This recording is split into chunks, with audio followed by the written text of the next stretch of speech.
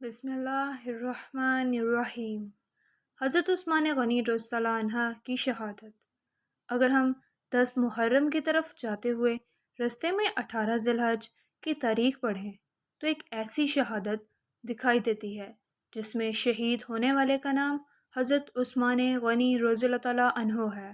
جی ہاں، وہی عثمان جنہیں ہم ذوالنورین کہتے ہیں، وہی عثمان جسے ہم داماد مصطفیٰ صلی اللہ علیہ وآلہ وسلم کہتے ہیں، وہی عثمان جسے ہم ناشر قرآن کہتے ہیں، وہی عثمان جسے ہم خلیفہ سوم کہتے ہیں، وہی عثمان جو حضرت علی کی شادی کا سارا خرچہ اٹھاتے ہیں، وہی عثمان جس کی حفاظت کے لیے حضرت علی رضی اللہ تعالیٰ عنہ اپنے بیٹے حضرت امام حسین کو بھیجتے ہیں، وہی عثمان جسے جناب مصطفیٰ صلی اللہ علیہ وآلہ وسلم کا دوہرا داماد کہتے ہیں۔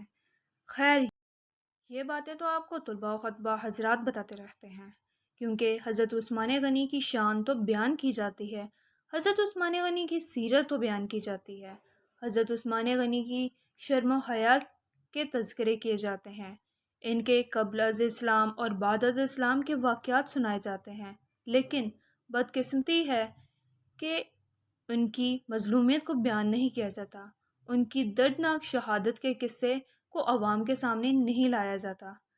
تاریخ کی چیخیں نکل جائیں اگر عثمان غنی کی مظلومیت کا ذکر کیا جائے۔ میں کوئی عالم یا خطیب نہیں، لیکن میں اتنا جانتا ہوں کہ عثمان وہ مظلوم تھا جس کا 40 دن پانی بند رکھا گیا۔ آج وہ عثمان غنی پانی کو ترس رہا ہے جو کبھی امت کے لیے پانی کے کنویں خریدا کرتا تھا۔ حضرت عثمان غنی قید میں تھے تو پیاس کی شدت سے جب نڈھال ہوئے تو آواز لگائی، کوئی ہے جو مجھے پانی پلائے۔ حضرت علی رضی اللہ تعالیٰ عنہ کو پتہ چلا تو مشکیزہ لے کر علی رضی اللہ تعالیٰ عنہ عثمان غنی کا ساقی بن کر پانی پلانے آ رہے۔ ہائے، آج کربلا میں علی اصغر پر برسنے والے تیروں کا ذکر تو ہوتا ہے، لیکن حضرت علی کے مشکیزے پر برسنے والے تیروں کا ذکر نہیں ہوتا۔ باغیوں نے حضرت علی رضی اللہ عنہ کے مشکیزے پر تیر برسانا شروع کر دیے تو علی نے امامہ ہوا میں اچھالا تاکہ عثمان کی نظر پڑے، اور کل قیامت کے روز عثمان اللہ کو شکایت نہ لگا سکے کہ اللہ، میرے ہونٹ جب پیاسے تھے تو تیری مخلوق سے مجھے کوئی پانی پلانے نہ آیا۔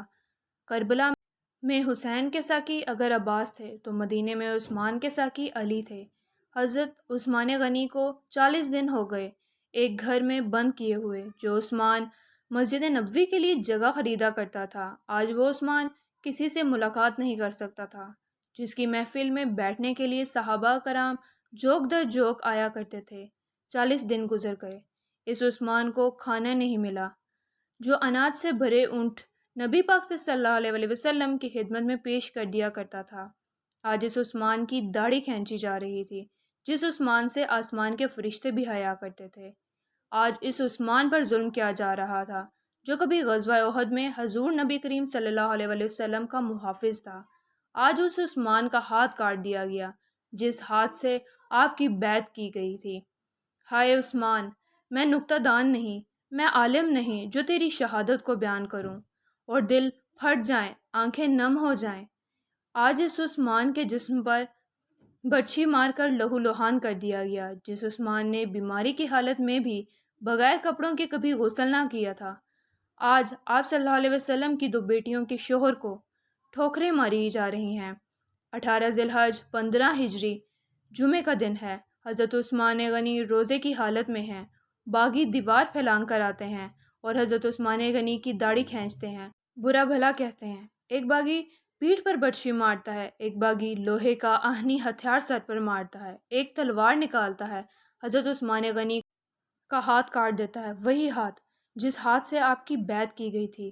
قرآن سامنے پڑا تھا، خون قرآن پر گرتا ہے تو قرآن بھی عثمان کی شہادت کا گواہ بن گیا۔